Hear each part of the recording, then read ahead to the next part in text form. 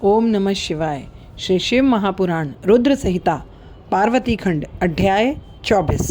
देवताओं का भगवान शिव से पार्वती के साथ विवाह करने का अनुरोध, भगवान का विवाह के दोष बताकर अस्वीकार करना तथा उन्हें पुनः प्रार्थना करने पर स्वीकार कर लेना। ब्रह्मा जी कहते हैं, नारद, देवताओं ने वहां पहुंचकर भगवान रुद्र को प्रणाम करके उनकी स्तुति की।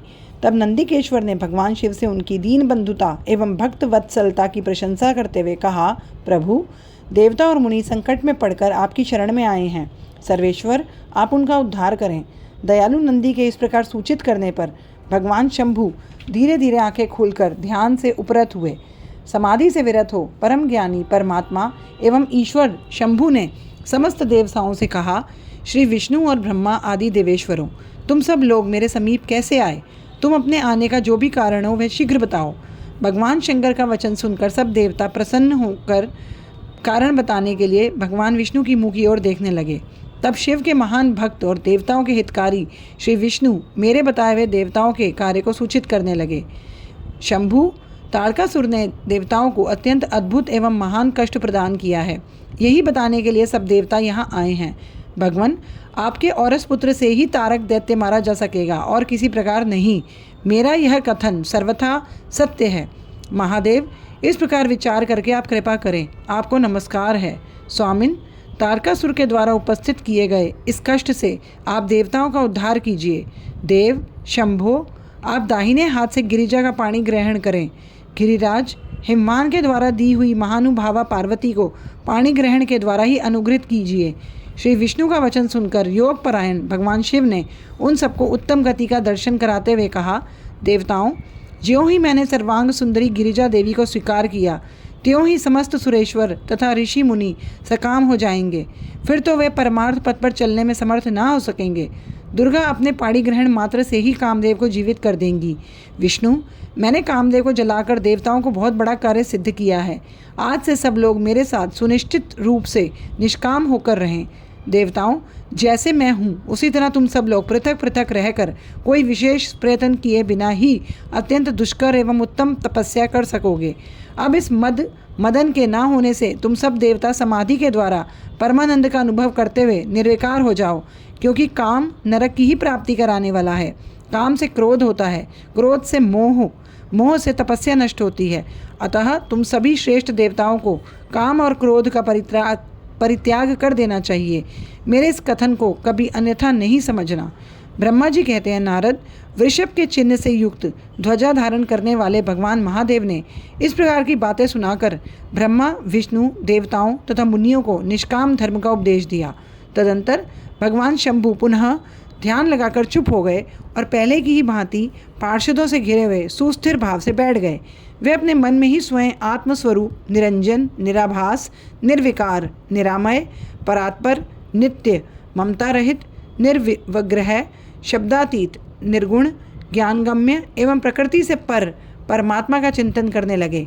इस प्रकार परम स्वरूप का चिंतन करते हुए वे ध्यान में स्थित हो गए। बहुत से प्राणियों की सृष्टि करने वाले भगवान शिव ध्यान करते करते ही परमानंद में निमग्न हो गए। श्री हरि एवं इंद्र आदि देवताओं ने जब परमेश्वर शिव को ध्यान मग्न देखा, तब उन्होंने नंदी की सम्मति ली। नंदी ने पुनः दीन भाव से स्तुति करने के लिए कहा। उनकी इस सत्सम्मति के अनुसार देवता स्तुति करने लगे। वे बोले, देव देव महादेव, करुणा सागर प्रभु, हम आपकी शरण में आए हैं। आप महान कलेश से हमारा उद्धार कीजिए। ब्रह्मा जी कहते हैं, नारद, इस प्रकार बहुत दीनतापूर्ण उक्ति से देवताओं ने भगवान शंकर की स्तुति की। इसके बाद वे सब देवता प्रेम से व्याकुल चित्त हो उच्च स्वर से फूट फूट कर रोने लगे। मेरे साथ भगवान श्री हरि उत्तम भक्ति भाव से युक्त हो मन ही मन भगवान शंभु का स्मरण करते हुए अत्यंत दीनतापूर्ण वाणी द्वारा उनसे अपना अभिप्राय निवेदन करने लगे। देवताओं के, मेरे तथा श्री हरि के इस प्रकार बहुत स्तुति करने पर भगवान महेश्वर अपनी भक्त वत्सलता के कारण ध्यान से विरत हो गए। उनका मन अत्यंत प्रसन्न था। वे भक्त वत्सल शंकर श्री हरि आदि को करुणा दृष्टि से देखकर उनका हर्ष बढ़ाते हुए बोले, विष्णु, ब्रह्मन तथा इंद्र आदि देवताओं, तुम सब लोग एक साथ यहाँ किस अभिप्राय से आए हो? मेरे सामने सच सच कहो। श्री हरि ने कहा, महेश्वर, आप सर्वज्ञ हैं, आप सबके अंतर्यामी ईश्वर हैं। क्या आप हमारे मन की बात नहीं जानते? अवश्य जानते हैं, तथापि आपकी आज्ञा से मैं स्वयं भी कहता हूँ। सुखदायक शंकर, हम सब देवताओं को ताड़कासुर से अनेक प्रकार का दुख प्राप्त हुआ है, इसीलिए देवताओं ने आपको प्रसन्न किया है। आपके लिए ही उन्होंने गिरिराज हिमालय से शिवा की उत्पत्ति कराई है। शिवा के गर्भ से आपके द्वारा जो पुत्र उत्पन्न होगा उसी से ताड़कासुर की मृत्यु होगी, दूसरे किसी उपाय से नहीं। ब्रह्मा जी ने उस दैत्य को यही वर दिया है, इस कारण दूसरे से उसकी मृत्यु नहीं हो पा रही है। अतएव वह निडर होकर सारे संसार को कष्ट दे रहा है। इधर नारद जी की आज्ञा से पार्वती कठोर तपस्या कर रही है। उनके तेज से समस्त चराचर प्राणियों सहित त्रिलोकी आच्छादित हो गई हैं। इसीलिए परमेश्वर, आप शिवा को वर देने के लिए जाइए। स्वामिन, देवताओं का दुख मिटाइए और हमें सुख दीजिए। शंकर, मेरे तथा देवताओं के हृदय में आपके विवाह का उत्सव देखने के लिए बड़ा भारी उत्साह है, अतः आप यथोचित रीति से विवाह कीजिए। परात्पर परमेश्वर, आपने रति को जो वर दिया था उसकी पूर्ति का अवसर आ गया है, अतः अपनी प्रतिज्ञा को शीघ्र सफल कीजिए। ब्रह्मा जी कहते हैं, नारद, ऐसा कह उन्हें प्रणाम करके श्री विष्णु आदि देवताओं और महर्षियों ने नाना प्रकार के स्तोत्रों द्वारा उनकी पुनः स्तुति की। फिर वे सबके सब उनके सामने खड़े हो गए। भक्तों के अधीन रहने वाले भगवान शंकर भी, जो वेद मर्यादा के रक्षक हैं, देवताओं की बात सुनकर हंसकर बोले, हे हरे, हे विधे और हे देवताओं, तुम सब लोग आदरपूर्वक सुनो। मैं यथोचित विशेषतः विवेकपूर्ण बात कह रहा हूँ। विवाह करना मनुष्य के लिए उचित कार्य नहीं है, क्योंकि विवाह दृढ़तापूर्वक बांध रखने वाली एक बहुत बड़ी बेड़ी है। जगत में बहुत से कुसंग हैं, परंतु स्त्री का संग उनमें सबसे बढ़कर है। मनुष्य सारे बंधनों से छुटकारा पा सकता है, परंतु स्त्री प्रसंग रूपी बंधन से वह मुक्त नहीं हो पाता।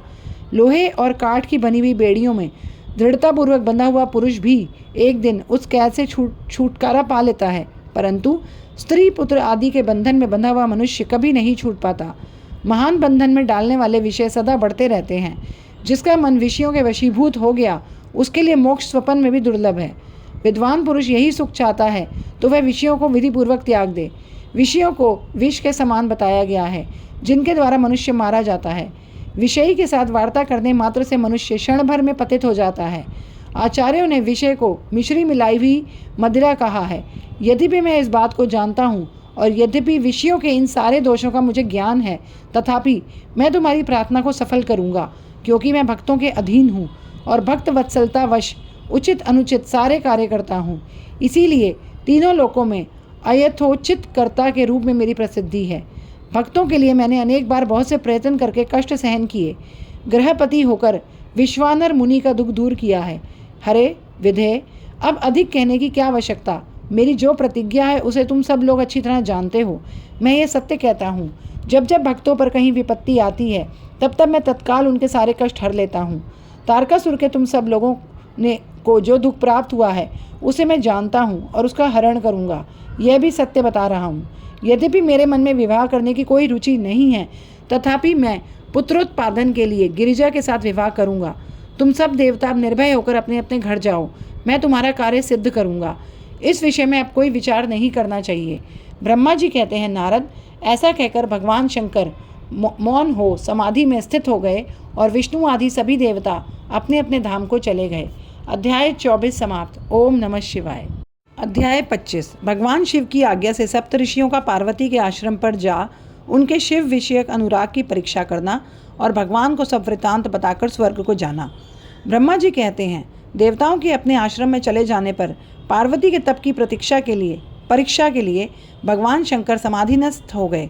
वे स्वयं अपने आप में अपने ही परात्पर, स्वस्थ, माया रहित तथा उपद्रव शून्य स्वरूप का चिंतन करने लगे। उस ध्येय वस्तु के रूप में साक्षात भगवान महेश्वर ही विराजमान हैं। उनकी गति का किसी को ज्ञान नहीं। वे भगवान वृषभध्वज ही सबके परमेश्वर हैं। तात उन दिनों पार्वती देवी बड़ी भारी तपस्या कर रही थी। उस तपस्या से रुद्रदेव भी बड़े विस्मय में पड़ गए। भक्ताधीन होने के कारण ही वे समाधि से विचलित हो गए और किसी कारण नहीं। तदंतर सृष्टिकर्ता हर ने वशिष्ठ आदि सप्तऋषियों को स्मरण किया। उनके स्मरण करते ही वे सातों ऋषि शीघ्र वहां आ पहुँचे। उनके मुख पर प्रसन्नता छा रही थी तथा वे सबके सब अपने सौभाग्य की अधिक सराहना करते थे। उन्हें आया देख भगवान शिव के नेत्र प्रसन्नता से प्रफुल्ल कमल के समान खिल उठे और वे हंसते हुए बोले, तात सप्तऋषियों, तुम सब लोग मेरे हितकारी तथा संपूर्ण वस्तुओं के ज्ञान में निपुण हो, अतः शीघ्र मेरी बात सुनो। गिरिराज कुमारी देवेश्वरी पार्वती इस समय सुस्थिर चित्त हो गौरी शिखर नामक पर्वत पर तपस्या कर रही हैं। मुझे पति रूप में प्राप्त करने ही उनकी तपस्या का उद्देश्य है। द्विजो, इस समय केवल सखियां उनकी सेवा में हैं। मेरे सिवा दूसरी समस्त कामनाओं का परित्याग करके वे एक उत्तम निश्चय पर पहुंच चुकी हैं। मुनिवरों, तुम सब लोग मेरी आज्ञा से वहां जाओ और प्रेम पूर्ण हृदय से उनकी दृढ़ता की परीक्षा करो। वहां तुम्हें सर्वथा छलयुक्त बातें कहनी चाहिए। उत्तम व्रतधारी महर्षियों, मेरी आज्ञा से ऐसा करना है, इसलिए तुम्हें संशय नहीं करना। भगवान शंकर की आज्ञा पाकर वे सातों ऋषि तुरंत ही उस स्थान पर जा पहुँचे जहाँ दीप्तिमती जगन्माता पार्वती विराजमान थी। सप्तऋषियों ने वहाँ शिवा को तपस्या की मूर्तिमती से दूसरी सिद्धि के समान देखा। उनका तेज महान था, वे अपने उत्तम तेज से प्रकाशित हो रही थी। उन उत्तम व्रतधारी सप्तऋषियों ने उन्हें मन ही मन प्रणाम किया और उनके द्वारा विशेषतः पूजित हो वे मस्तक झुकाए इस प्रकार बोले, देवी गिरिराज नंदिनी, हमारी यह बात सुनो।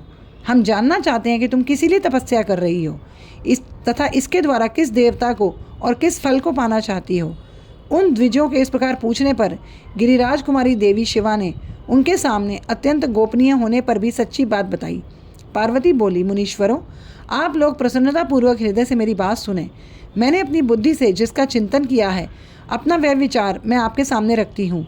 आप लोग मेरी असंभव बातें सुनकर मेरा उपहास करेंगे, इसलिए उन्हें कहने में संकोच होता है, तथापि कहती हूँ। मेरा ये मन अत्यंत दृढ़तापूर्वक एक उत्कृष्ट कर्म के अनुष्ठान में लगा है और ऐसा करने के लिए विवश हो गया। ये पानी के ऊपर बहुत बड़ी और ऊंची दीवार खड़ी करना चाहता है।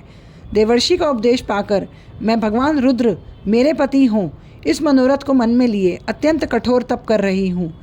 मेरा मन रूपी पक्षी बिना पाँख के ही हठपूर्वक आकाश में उड़ रहा है। मेरे स्वामी करुणा निधान भगवान शंकर ही उसके इस आशा की पूर्ति कर सकते हैं। पार्वती का यह वचन सुनकर वे मुनि हंस पड़े और गिरिजा का सम्मान करते हुए प्रसन्नतापूर्वक छलयुक्त मिथ्या वचन बोले। ऋषियों ने कहा, गिरिराज नंदिनी, देवर्षि नारद व्यर्थ ही अपने को पंडित मानते हैं। उनके मन में क्रूरता भरी रहती है। आप समझदार होकर भी क्या उनके चरित्र को नहीं जानते? नारद छल कपट की बातें करते हैं और दूसरों के चित्त को मोह में डालकर मथ डालते हैं। उनकी बातें सुनने से सर्वथा हानि होती है। ब्रह्मपुत्र दक्ष के पुत्रों को नारद ने जो छल पूर्वक उपदेश दिया, उसका फल यह हुआ कि वह सबके सब अपने पिता के घर लौटकर न आ सके। यही हाल उन्होंने दक्ष के दूसरे पुत्रों का भी किया। वे भी उनके चक्कर में आकर भिखारी बन गए। विद्याधर चित्रकेतु को उन्होंने ऐसा उपदेश दिया कि उसका घर ही उजड़ गया।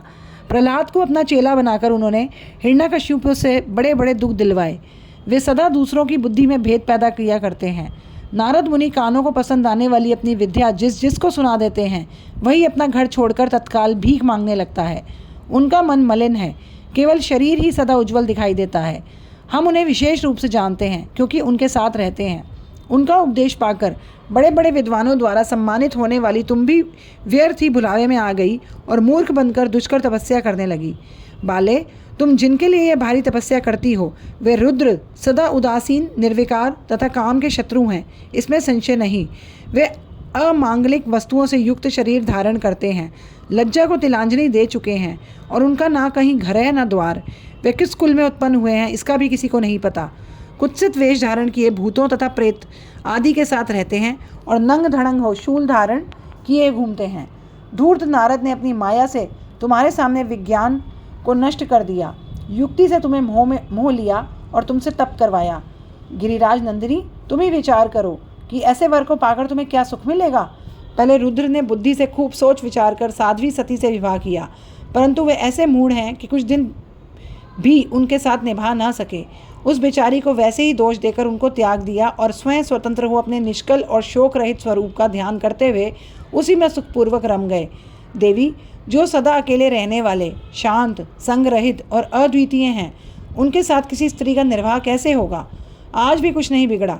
तुम हमारी आज्ञा मानकर घर लौट चलो और इस दुर्बुद्धि को त्याग दो। महाभागे, इससे तुम्हारा भला होगा। तुम्हारे योग्य वर हैं भगवान विष्णु, जो समस्त सद्गुणों से युक्त हैं। वे वैकुंठ में रहते हैं, लक्ष्मी के स्वामी हैं और नाना प्रकार की क्रीड़ाएं करने में कुशल हैं। उनके साथ हम तुम्हारा विवाह करा देंगे और वह विवाह तुम्हारे लिए समस्त सुखों को देने वाला होगा। पार्वती, तुम्हारा जो रुद्र के साथ विवाह करने का हठ है, उसे छोड़ दो और सुखी हो जाओ। ब्रह्मा जी कहते हैं, नारद, उनकी ऐसी बात सुनकर जगदम्बिका पार्वती हंस पड़ी और पुनः उन ज्ञान विशारद मुनियों से बोली, मुनीश्वरों, आपने अपनी समझ से ठीक ही कहा है, परंतु द्विजों, मेरा हठ भी छूटने वाला नहीं। मेरा शरीर पर्वत से उत्पन्न होने के कारण मुझ में स्वाभाविक कठोरता विद्यमान है। अपनी बुद्धि से ऐसा विचार कर आप लोग मुझे तपस्या से रोकने का कष्ट ना करें। देवर्षि का उपदेश वाक्य मेरे लिए परम हितकारक है, इसलिए मैं उसे कभी नहीं छोड़ूंगी। वेद वेत्ता भी ये मानते हैं कि गुरुजनों का वचन हितकारक होता है, गुरुओं का वचन सत्य होता है। ऐसा जिनका दृढ़ विचार है उन्हें इहलोक और परलोक में परम सुख की प्राप्ति होती है और दुख कभी नहीं होता। गुरुओं का वचन सत्य होता है। यह विचार जिनके हृदय में नहीं है उन्हें इहलोक और परलोक में भी दुख की प्राप्ति होती है, सुख कभी नहीं मिलता। अतः द्विजों, गुरुओं के वचन का कभी किसी तरह भी त्याग नहीं करना चाहिए। मेरा घर बसे या उजड़ जाए, मुझे तो यह हठ ही सदा सुख देने वाला है। मुनिवरों, आपने जो बातें कही मैं उनका आपके कहे हुए तात्पर्य से भिन्न अर्थ समझती हूँ और उनका यहाँ संक्षेप से विवेचन प्रस्तुत करती हूँ। आपने ये ठीक कहा कि भगवान विष्णु सद्गुणों के धाम और लीला विहारी हैं। साथ ही आपने सदाशिव को निर्गुण कहा। इसमें जो कारण है वह बताया जाता है। भगवान शिव साक्षात परब्रह्म हैं, अतः निर्विकार हैं। वे केवल भक्तों के लिए शरीर धारण करते हैं, फिर भी लौकिकी प्रभुता को दिखाना नहीं चाहते। अतः परमहंसों की जो प्रिय गति है उसी को वह धारण करते हैं। क्योंकि वे भगवान शंभु परमानंदमय हैं, इसलिए अवधूत रूप से रहते हैं। माया लिप्त जीवों को ही भूषण आदि की रुचि होती है, ब्रह्म को नहीं। वे प्रभु गुणातीत, अजन्मा, माया रहित, अलक्ष्य गति और विराट हैं। द्विजों, भगवान शंभु किसी विशेष धर्म या जाति आदि के कारण किसी पर अनुग्रह नहीं करते। मैं गुरु की कृपा से ही शिव को यथार्थ रूप से जानती हूँ। ब्रह्मर्षियों, यदि शिव मेरे साथ विवाह नहीं करेंगे तो मैं सदा कुमारी ही रह जाऊंगी, परंतु दूसरे के साथ विवाह नहीं करूंगी। यह मैं सत्य कहती हूँ। यदि सूर्य पश्चिम दिशा में उगने लगे, मेरू पर्वत अपने स्थान से विचलित हो जाए, अग्नि शीतलता को अपना ले तथा कमल पर्वत शिखर की शिला के ऊपर खिलने लगे, तो भी मेरा हठ छूट नहीं सकता। यह सच्ची बात है। ब्रह्मा जी कहते हैं, नारद, ऐसा कह उन मुनियों को प्रणाम करके गिरिराज कुमारी पार्वती निर्विकार चित्त से शिव का स्मरण करती हुई चुप हो गई। इस प्रकार गिरिजा के उस उत्तम निश्चय को जानकर वे सप्तऋषि भी उनकी जय जयकार करने लगे और उन्होंने पार्वती को उत्तम आशीर्वाद दिया। मुने, गिरिजा देवी की परीक्षा करने वाले वे सातों ऋषि उनको प्रणाम करके प्रसन्नचित हो शीघ्र ही भगवान शिव को स्थान को चले गए। वहां पहुंचकर शिव को मस्तक नवा उनसे सारा वृतांत निवेदन करके उनकी आज्ञा ले वे पुनः सादर स्वर्ग लोक को चले गए। अध्याय 25 समाप्त। ओम नमः शिवाय।